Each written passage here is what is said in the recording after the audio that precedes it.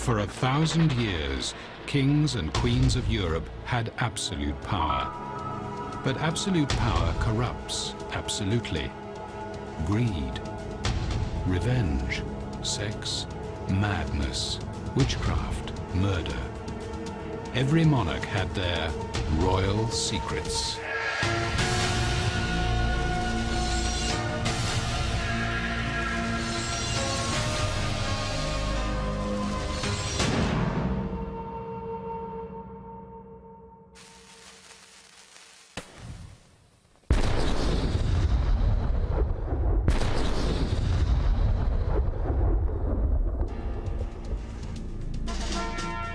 Everyone envied the power of monarchs and would go to any lengths to gain it.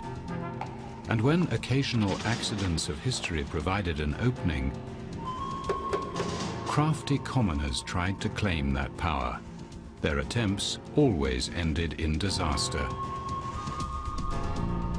Danish King Johann Struensee, Russian Tsar Dmitri, and English Prince Perkin Warbeck tried to become kings. They have left no echo in history because they were impostors.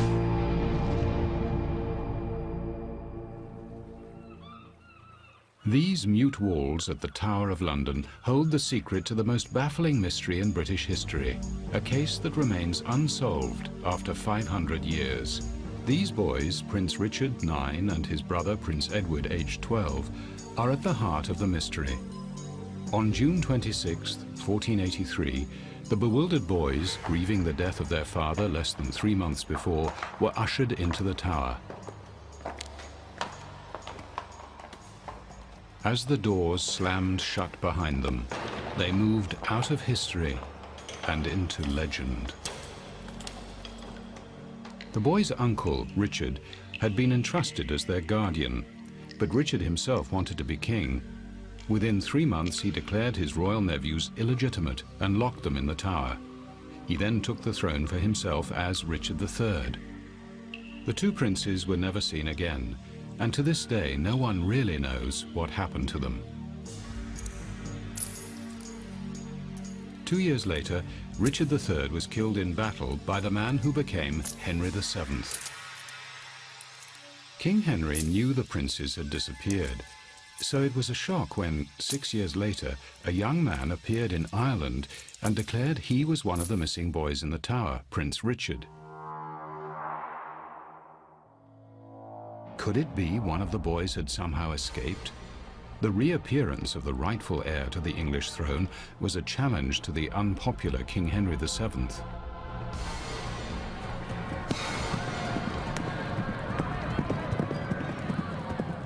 The newly resurfaced Richard traveled through Europe, lobbying to reclaim the throne. He found support among King Henry's enemies in England and abroad.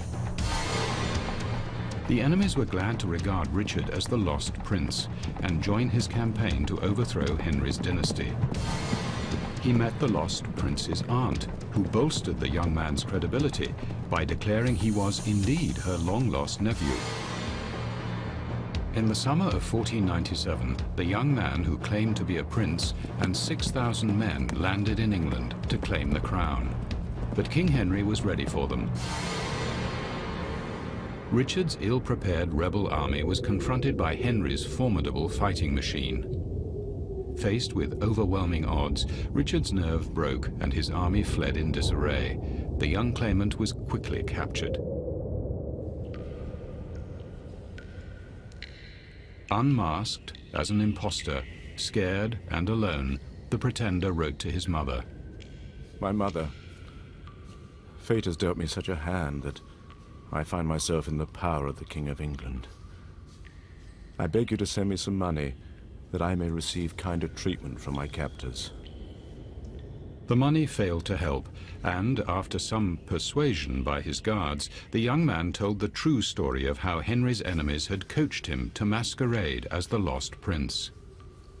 First, let it be known that I was born in the town of Tournai in Flanders, and my name is Perkin Warbeck. And they made me to learn English and taught me what I should do and say, and after this they called me Duke of York. And thence I went into France, into Ireland, and from Ireland into Scotland, and so into England. After Warbeck admitted he was an impostor, King Henry wanted to minimize this threat to his authority and treated him lightly. The impostor was pardoned and employed as a courtier, traveling everywhere with the king so he could be carefully watched. But it was not long before Warbeck tried to escape.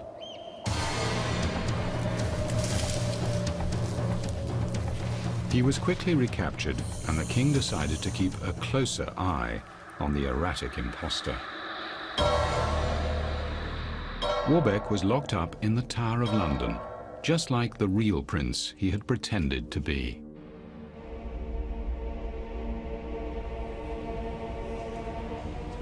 This time, Warbeck was not treated well by his captors and tried to escape again.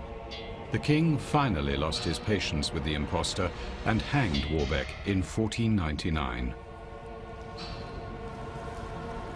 No one else ever came forward again to claim he was one of the surviving boy princes.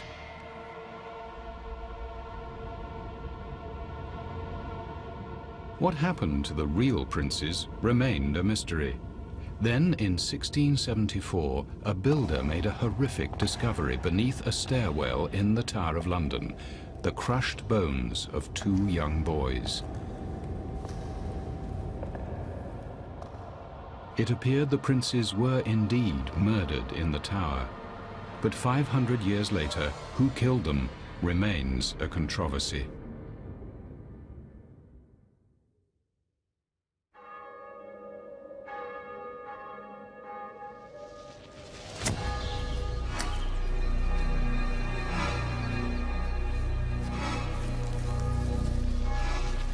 In Russia, the tragedy of another child also created an identity crisis and fueled a claim to the throne. But this time, a bloodbath resulted, and a kingdom almost fell.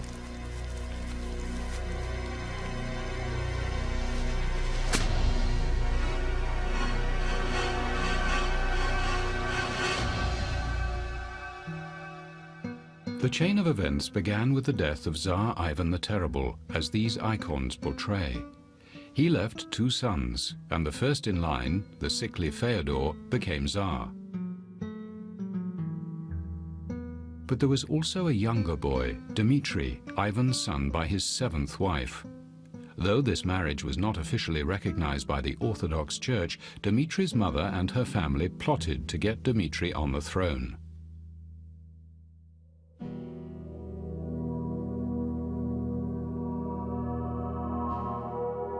Tsar Fyodor's hated chief minister, the ambitious Boris Godunov, wanted to hold on to power and banish Dmitri and his family to a remote Russian town. There they were watched by Godunov's church informers.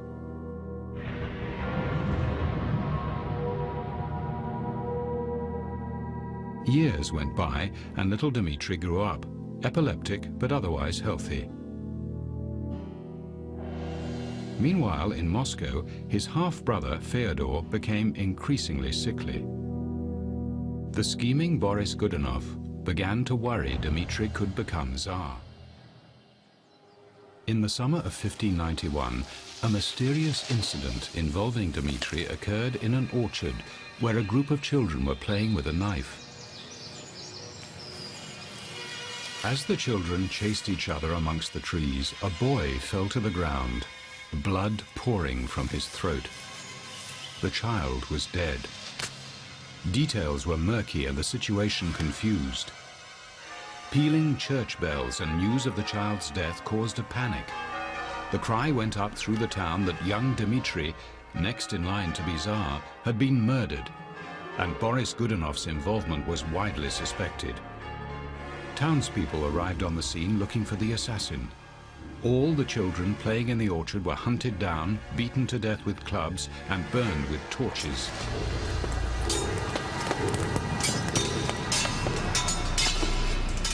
By nightfall, the crowd hysteria led to an orgy of vigilante killings. Some were tortured to extract confessions.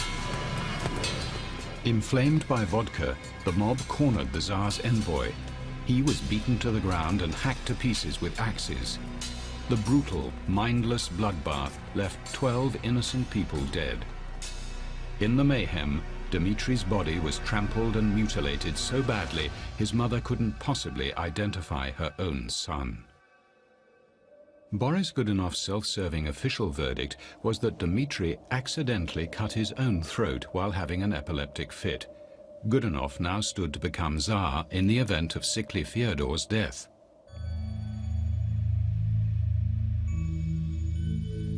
"12 years passed, and then a mysterious Russian monk arrived in a remote borderland between Russia and Poland. When the monk became the personal valet to a Polish prince, a chronicler recorded a startling revelation. The prince got very angry and fetched him a slap on the face, calling him a son of a whore, at which the valet began to weep bitterly and said to the prince, "If you, Prince Adam, knew who I am, you would not rail at me for being a whore's son, much less box my ears for such a trifle. But since I profess to be a servant, I must bear it with patience." "Well, who are you then, and what is your name?" "I am Dmitri, lost son of Tsar Ivan of Russia, my lord." Dmitri explained that years before, Godunov had plotted to kill him, and that another child, substituted by his family, had died in the massacre. Since then, Dmitri lived, disguised as a monk, waiting for the right moment to reveal his true identity. The Catholic Prince Adam hated his Russian neighbors and was only too glad to believe Dmitri. Meanwhile, in Moscow, Boris Godunov had taken over as Tsar after the sickly Fyodor finally died. Russia was a society abounding in rumor, and the unpopular Godunov's enemies tried to weaken his power by promoting stories Dmitri was still alive and in hiding. When news of Dmitri's appearance in Poland reached the capital, Godunov was stunned and his enemies jubilant. Dmitri spoke perfect aristocratic Russian, was well educated, a superb horseman. He had the same regal bearing as his presumed father Ivan, and his fine white hands were more like a king's than a monk's. For the Poles, it proved he was heir to the Russian throne. Godunov's enemies overlooked the fact Dmitri was a Catholic, not Russian Orthodox. Poles and Cossacks joined forces to support Dmitri's cause. They formed a cavalry force to ride on Moscow and install Dmitri as their figurehead.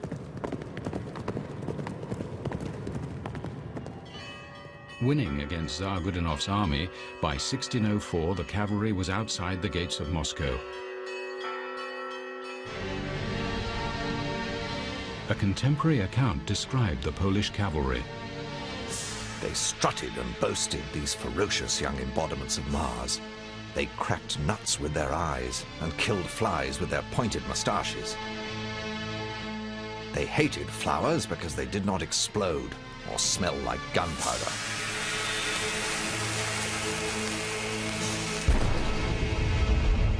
As luck would have it, the hated Boris Godunov died just as Dmitri's army was approaching.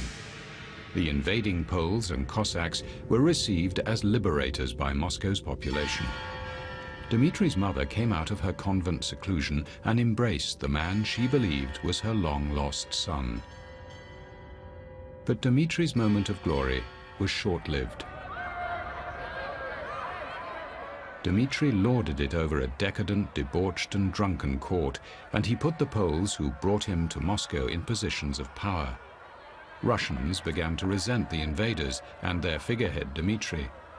They finally lost their patience when the new Tsar married a Polish Catholic princess in a Russian Orthodox church, a great sacrilege. Panicky rumors now spread that Dmitri was a traitor and an impostor. Late one night, Russians locked the gates of Moscow. Alarm bells sounded, and a massacre of the Polish nobles began.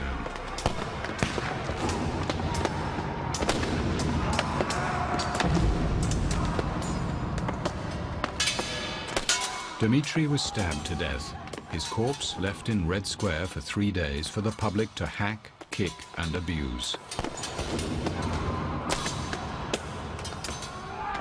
A bonfire was set, and his remains were burned. Then his ashes were dumped into a cannon and fired in the direction of Poland, from whence he had come.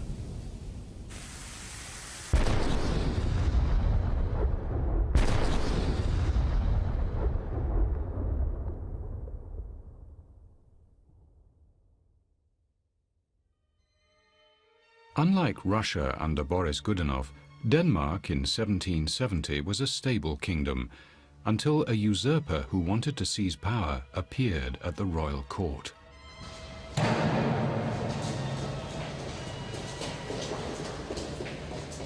Christian VII was a mentally unbalanced drunk with a fondness for flagellation. This, added to his epilepsy, rendered the king incapable of ruling. Historians later observed that by the time he had become king, he was a degraded and ludicrous exhibitionist, hopelessly self-indulgent and incapable of any but the most trivial of relationships.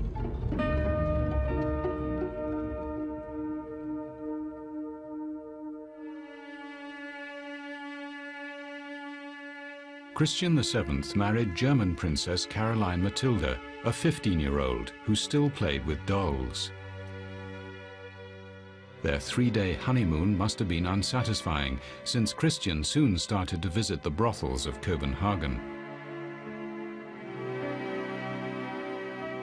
On the rare occasions when the king visited his wife's bed, he made her dress in military uniform.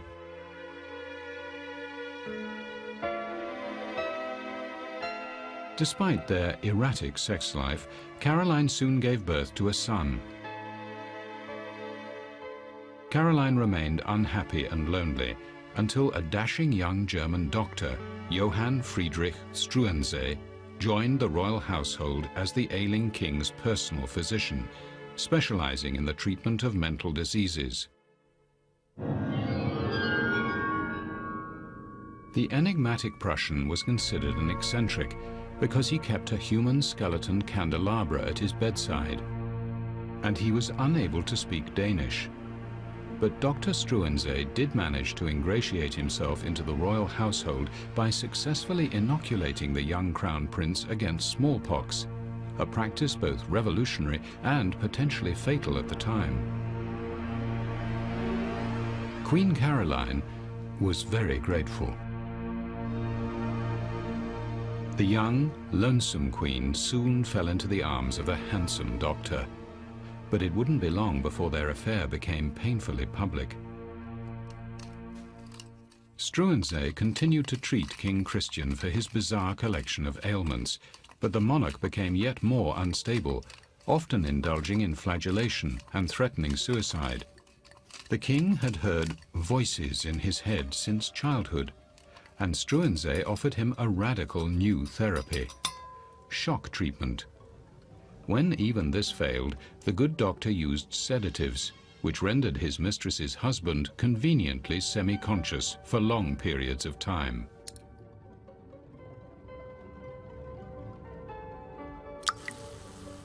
But an affair with the Queen was not enough for the ambitious doctor. He wanted real power. He managed to get the king to appoint him cabinet secretary, then a count. Soon Struensee manipulated the king to sign over his absolute power, and the German doctor now ran the Danish kingdom. Struensee implemented a series of reforms, some of which are still in use today. The laws freed peasants from oppression, abolished torture, and created freedom of religion. He founded the first clinic for sexually transmitted diseases and, not surprisingly, abolished punishment for adulterers. In all, the interloper passed over 1,000 pieces of legislation. Despite his reforms, the changes earned him powerful enemies. Commoners resented his increasingly blatant affair with their queen. The nobility hated him for taking away their power over the lower classes, and everyone hated him for being foreign.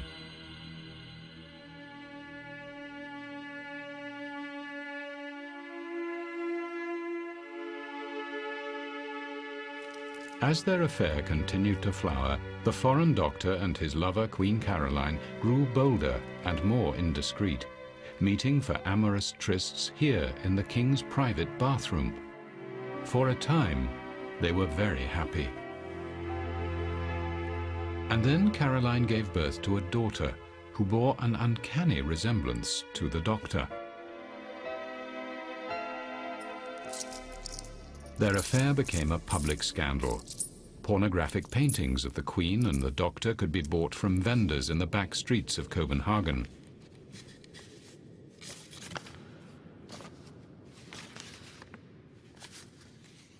This scandal and the love child's birth were the final straw for the king's stepmother, Juliana Marie, who was worried about her own position at court.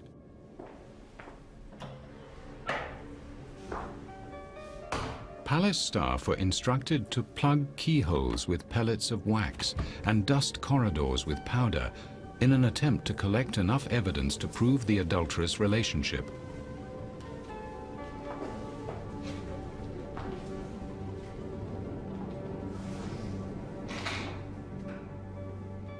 Juliana Marie was outraged when confronted with the indisputable evidence of missing wax pellets from keyholes and with the ghostly footprints in the powder, proof that the increasingly powerful Dr. Struensee was making regular nocturnal visits to the Queen's bedchamber.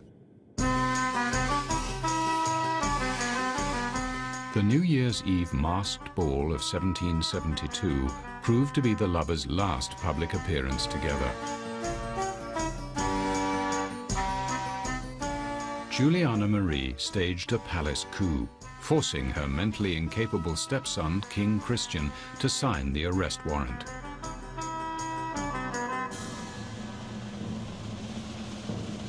Struensee was dragged from his bed, charged with treason, and imprisoned in Copenhagen's strongest military stronghold.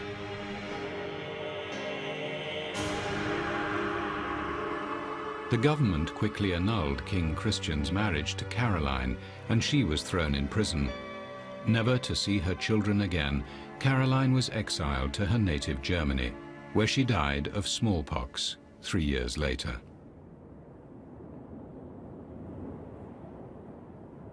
With Dr. Struensee under arrest, the public gave vent to its outrage. The satirical and obscene cartoons of the ill-starred lovers were now freely published.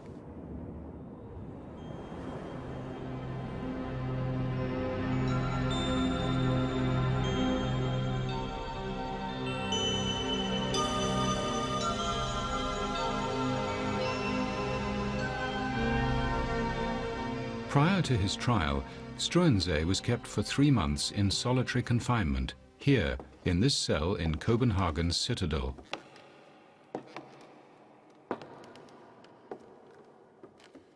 The energy he once used to create new laws was put to good use as he prepared his own defense.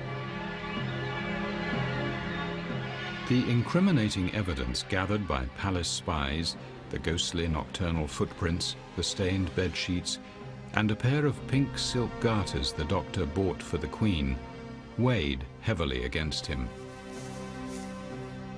In April 1772, a commission of inquiry found Struensee guilty of usurping the king's power and of adultery with the king's wife. Despite Denmark's reputation as a liberal country, Struensee was sentenced to a particularly brutal death. Having himself outlawed torture, Struensee then fell victim to its horrors. The Doctor's right hand, the hand used to sign royal decrees, was chopped off.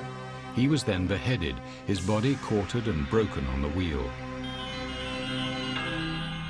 Johann Struensee's remains were jammed on spikes in the grounds of Frederiksberg Castle, the home of the king's stepmother. Every day she could look out of her window to watch birds pick clean the bones of Denmark's infamous usurper, until no trace of the good Dr. Struensee remained. Danish King Johann Struensee, Russian Tsar Dmitri, and English Prince Perkin Warbeck all paid a hideous price for their impertinence. With no real power, impostors always failed to usurp monarchs. They just faded away to become mere footnotes in history.